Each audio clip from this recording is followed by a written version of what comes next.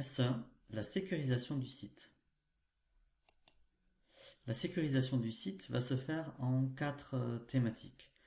La protection d'abord des suraccidents, la protection des intervenants, la protection incendie et la protection face aux risques explosifs et chimiques. Alors nous allons commencer par la protection des suraccidents avec le balisage. Le balisage se réalise au moyen du matériel de balisage, des gyrophares et des moyens d'éclairage. En point de sécurité, il est important de noter le port du gilet haute visibilité, ainsi que l'adaptation au contexte. Le balisage va devoir s'adapter aux facteurs topographiques du type virage, bosse, etc., ainsi que aux conditions ambiantes de type brouillard ou nuit. Les déplacements se font toujours face à la circulation. Il faut sortir du côté opposé à la circulation et la zone de tampon est interdite à tous.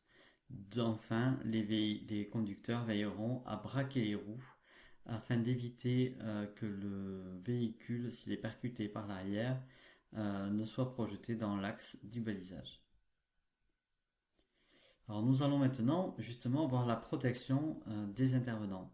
La protection des intervenants se fait à travers le zonage qui va faciliter l'évolution de ces derniers tout au cours de l'intervention. On va distinguer trois zones. La première zone à droite de votre écran, c'est la zone dite tampon, en amont de l'accident, où on va retrouver un véhicule de protection ainsi que le VSR. La zone de travail, elle, est la zone au plus près de l'accident. Enfin, la zone de stationnement, en aval de l'accident, va permettre le stationnement des véhicules SUAP ainsi que des véhicules de commandement.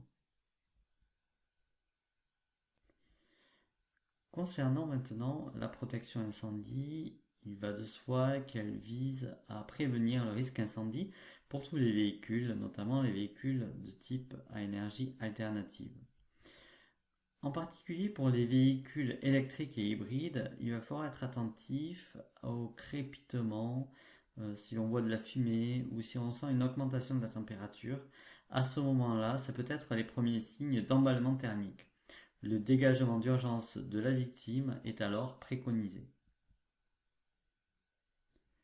Enfin, concernant la protection face aux risques explosifs et chimiques, nous vous renvoyons au chapitre des interventions pour fuite de la source et vecteurs d'énergie du GODR du SDIS 86.